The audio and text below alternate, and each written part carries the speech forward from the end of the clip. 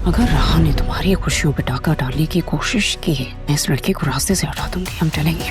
लेकिन एक रास्ता है, अगर राह मना कर देगी तो फैसला हमारे हक में हो जाएगा। कब से देख रही हूँ कि आप कुछ उलझे उलझे से है। क्या बात है ज़यून?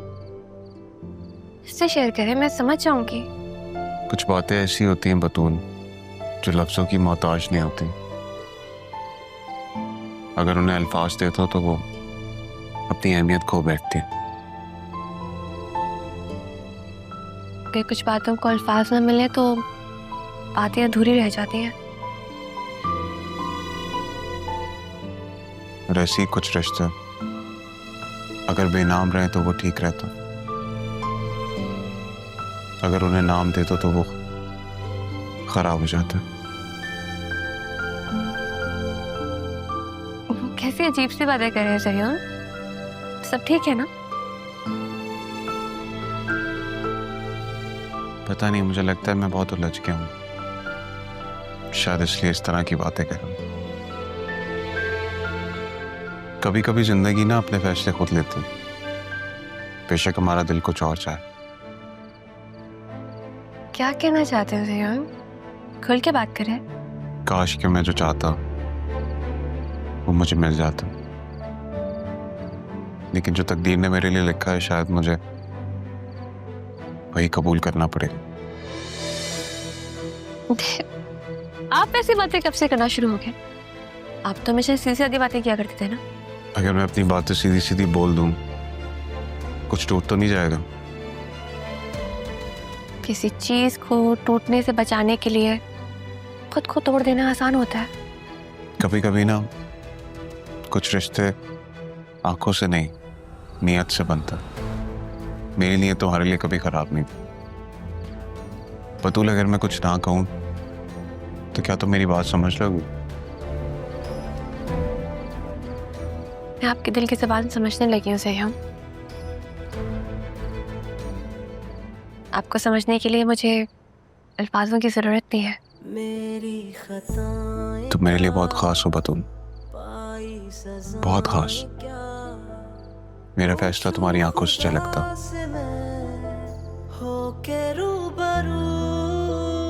मेरी बस दुआ है जिसकी कबूलियत का मैं इंतजार कर रहा हूँ। मैं भी दुआओं पर यकीन रखती हूँ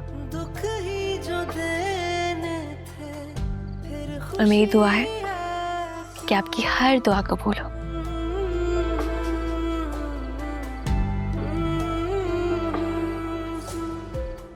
यार इसका वेन्यू बदल दो यार। ये मेरे ख्याल में तो ये शारे फैसल पे कहीं होना चाहिए।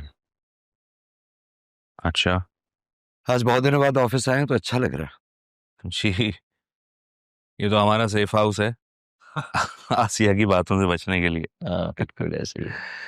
तुम्हारी वसीम से कोई बात हुई?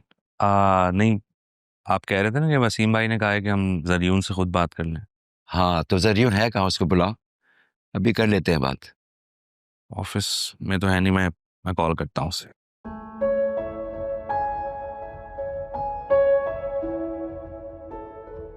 हाँ ज़रियून, तुम ऑफिस अभी पहुंचे नहीं? पापा याद कर रहे थे तुम्हें। अच्छा अच्छा अच्छा, एक काम करते हैं, मैं स्पीकर ऑन कर रहा हूँ, so we both can hear you. ठीक है? हाँ बेटा। जी जी, अस्सलाम वालेकुम। बस मैं ये आपकी साइट विजिट करने आया हुआ था। मुझे थोड़ा सा आइडिया लेना था कि सारे काम को डिजिटलाइज करना है, बहुत ज़रूरी है, because social media is the new game changer. अगर आपका काम सोशल मीडिया पे अवेलेबल होगा तो आपका क्लाइंटल भी बढ़ेगा चाचू। ठीक कह रहे हो बेटा, आज के लोग दीवारों से ज्यादा विजन पे बिलीव करते हैं। अब देखो इतनी बड़ी बात तुमने इतनी आसानी से हमें फोन पे ही समझा दी।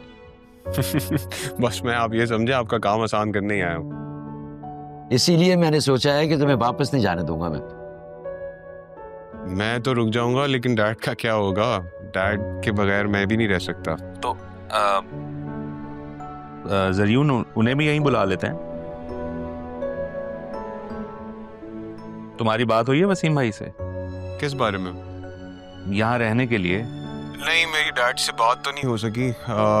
मैंने उन्हें मैसेज छोड़ा, आई थिंक वो ट्रैवलिंग पे हैं। जैसे ही वो फ्री होंगे तो मुझे मैसेज कर लेंगे। लेकिन आपको क्या बात करनी है उनसे? हाँ बेटा, तुम्हारे बारे में कोई बात करनी थी। क्यों, मुझसे कुछ गलती हुई है क्या? नहीं बेटा, नहीं, गलत कुछ नहीं किया। वो तुम्हारे रिश्ते के बारे में कुछ सजेस्ट किया था मैंने, उस बारे में बात करनी थी। रिश्ते की तो मेरी ख्वाहिश यही है कि जहाँ डैड चाहेंगे मैं वहीं शादी करूंगा। ओके ठीक है बेटा। ओके, अल्लाह हाफिज। रहा कहाँ है? रहा पापा तो कैफेटेरिया में होगी, आपके ऑफिस में। हाँ। मेरा ख्याल है कि ज़रियुन से बेहतर लड़का कोई नहीं मिलेगा हमें, हमारे बिजनेस के लिए भी और राह के लिए भी। जी पापा। अदील, मेरे बिखरे हुए खानदान को जोड़ने में मेरी मदद करोगे? ओके पापा।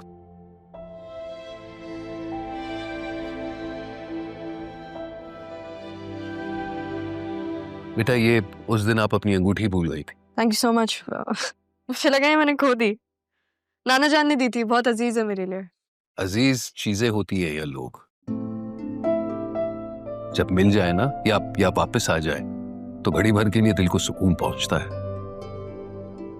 बस वो वक्त वापस नहीं आता जिस वक्त में हमने उन्हें खो दिया हो। लेकिन कभी कभी वक्त पे चीजें मिलती नहीं हैं, और जब मिल जाती हैं तो वक्त बदल चुका होता है। काश कुछ लोग हमारे पास वापस आ सकते। पता है, आपको देखकर ऐसे लगता है जैसे जिंदगी ने आपको वो हिम्मत दी है जो टूटने के बाद भी जुड़ना जानती हो। इंसान हालात में नहीं ढलता, हालात और वक्त उसकी तरबियत खुद ही कर देता है। कभी कभी मुझे लगता है कि वक्त हमें वो इंसान बनाना चाहता है जो हम खुद बनना नहीं चाहते। शायद यही सबक देना चाह रहा है हमें। आपको देखकर ऐसे लगता है जैसे तुम मेरी बेटी हो। कौन सी? जो आपके पास है या जो नहीं है? पता है बेटा, कुछ रिश्ते जो देखे ना हो, कभी कभार इंसान बस उन्हें महसूस कर लेता है।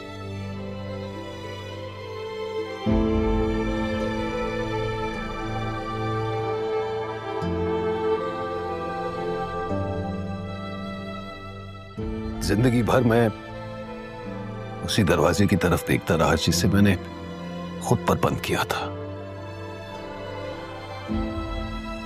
मुझे नहीं पता आपके साथ क्या हुआ था और क्यों हुआ था,